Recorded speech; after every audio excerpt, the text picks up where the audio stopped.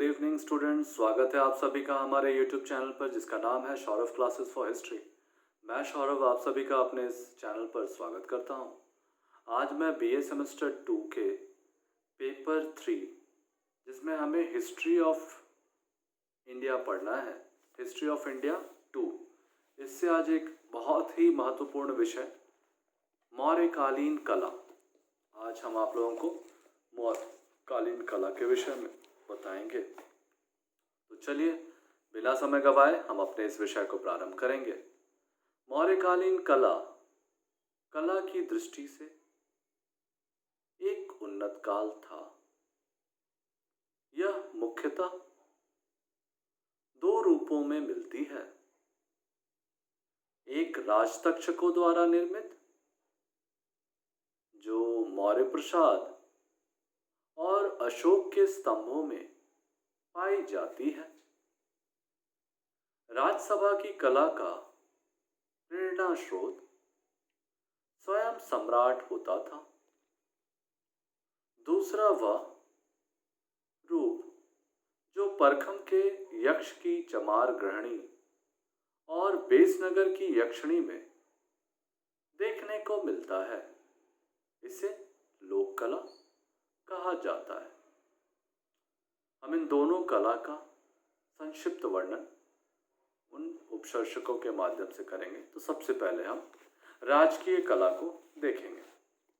राजकीय कला का सबसे पहला उदाहरण चंद्रगुप्त का प्रासाद था।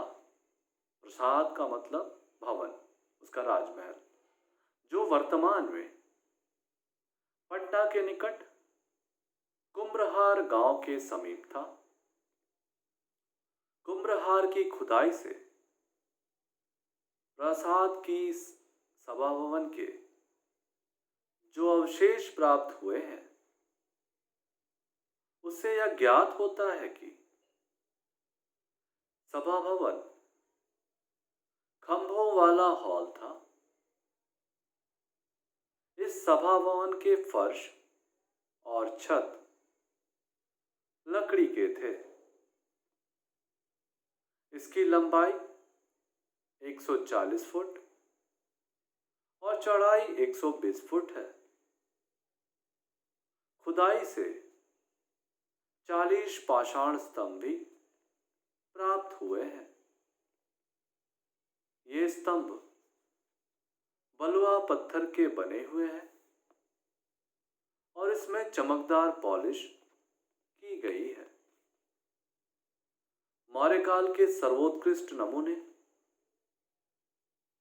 अशोक के एकाश्मक स्तंभ हैं,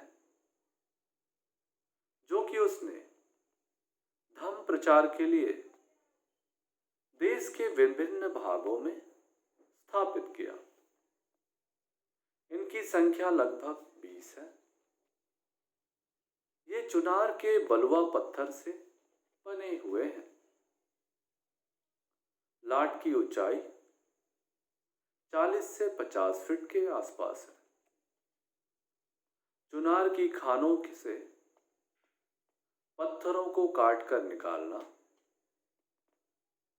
शिल्पकला में इन एकाश्मक खंभों को काट तराश कर वर्तमान रूप देना, इन स्तंभों को देश के विभिन्न भागों में पहुंचाना शिल्पकला तथा इंजीनियरिंग कौशल के अनोखे उदाहरण हैं।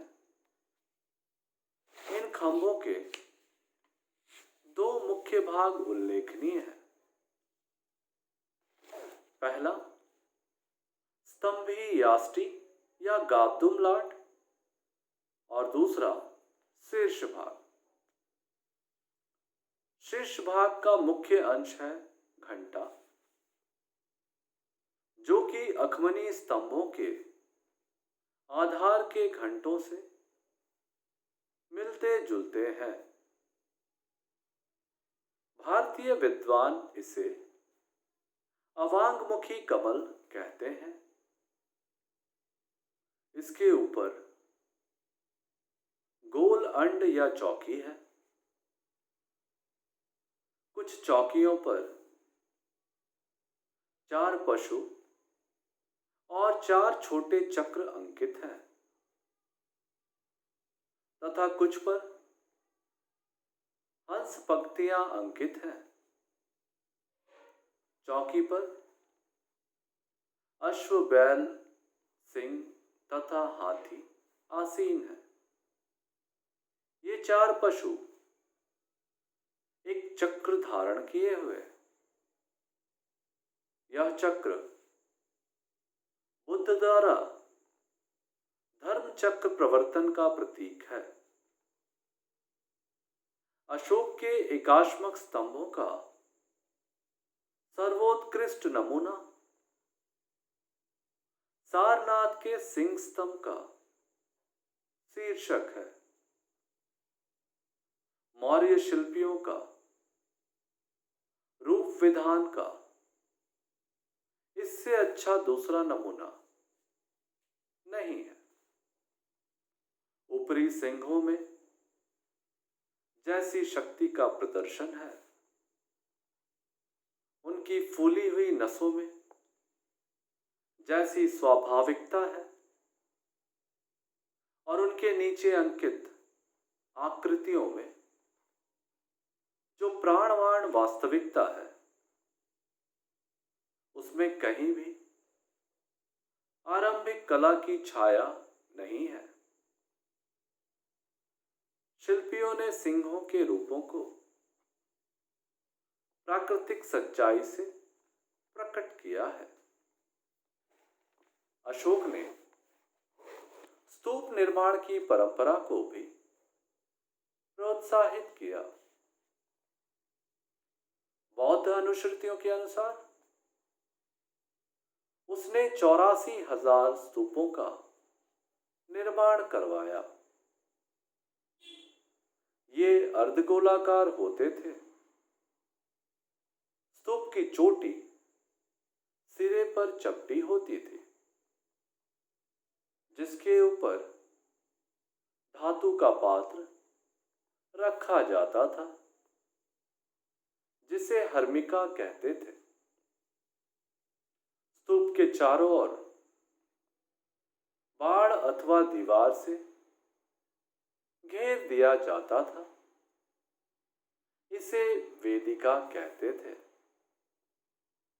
स्तूप तथा वेदिकाओं के बीच परिक्रमा हेतु प्रदक्षिणा पथ होता था। सांची के स्तूप कला की दृष्टि से सर्वोत्तम है। अशोक ने चट्टानों को काटकर कंदराओं एवं गुफाओं का निर्माण कराया। गया के निकट बराबर की पहाड़ियों में अशोक ने अपने राज्याभिषेक के 12वें वर्ष सुदामा गुफा आजीवक भिक्षुओं को दान में दे दिए। इस गुफा में 2 कोष्ठ हैं, जिसकी छत अर्धवृत्ताकार, इसके बाहर का मुखमंडप आयताकार है, किंतु छत गोलाकार है।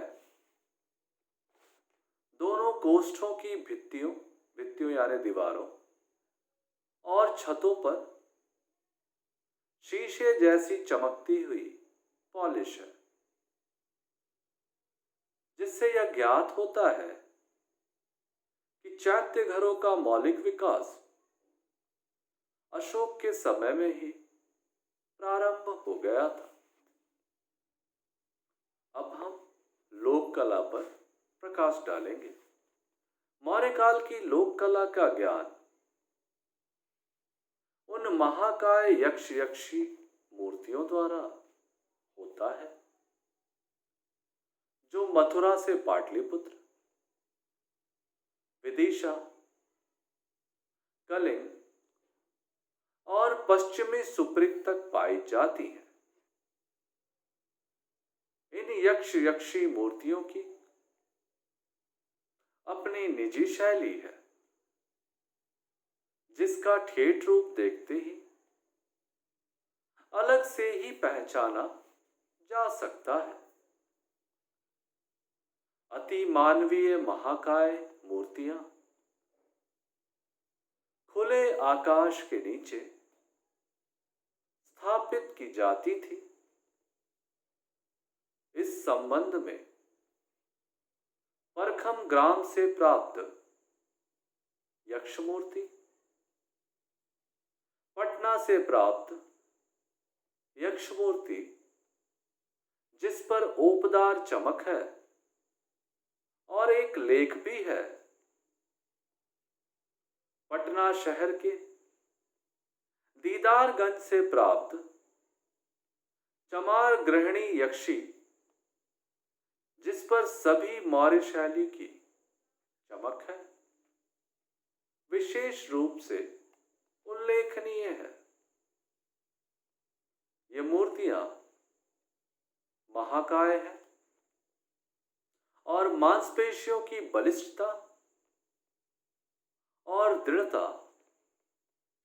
उनमें जीवंत रूप में व्यक्त की गई है। वे पृथक रूप से खड़ी हैं। उनके दर्शन का प्रभाव सम्मुखीन है, मानो शिल्पी नरों ने उन्हें सम्मुख दर्शन के लिए बनाया हो। उनकी वेश है सिर पर पगड़ी, कंधों और भुजाओं पर उत्तरीय, नीचे धोती, कानों में भारी कुंडल, गले में कंठा हार, छाती पर तिकोना हार और बाजुओं पर अंगद। मूर्तियों को थोड़ा घटोदर दिखाया गया है। इस प्रकार से हमने मौर्यकालीन राजकीय एवं लोक कला के विविध रूपों को देखा। अब इसके पश्चात हम इसका निष्कर्ष देखेंगे। तो हम इसके निष्कर्ष में पाते हैं कि मौर्य साम्राज्य की स्थापना के पश्चात मौर्य शासकों द्वारा कला तथा कलाकारों को प्रश्रय देने के कारण कलाकारों को अपनी कलात्मक अभिव्यक्ति का समुचित अवसर प्राप्त हुआ। इसके फलस्वरूप कला के क्षेत्र में इस काल में अभूतपूर्व प्रगति हुई। इस काल में राजकला के साथ साथ लोक कला का भी विकास हुआ। इन कलाओं में अपनी विशिष्ट मौलिकता तथा सजीवता का प्रदर्शन किया गया तथा इन्होंने भावी कला के लिए प्रेरणा स्रोत का भी कार्य किया। इस प्रकार मौर्यकालीन कला के विषय में यह कहा जाता है कि मौर्यकालीन कला तात्कालीन कलाकारों की निपुणता का परिचायक है। इस तरह से हम अपने इस विषय को यहां समाप्त करेंगे। हम आशा करते हैं कि आपको यह विषय काफी सुगम और सरल लगा होगा। यदि आपको इससे संबंधित कोई सवाल या कोई सुझाव हो तो आप हमें हमारे कमेंट में उसे भेज सकते हैं। हम जल्द से जल्द उन सवालों का जवाब देने की कोशिश करेंगे। तो आज के लिए हम यहाँ विराम देंगे। अगले क्लास में हम एक नए विषय के साथ फिर से आप लोगों के बीच हाजिर होंगे। तब तक तक के लिए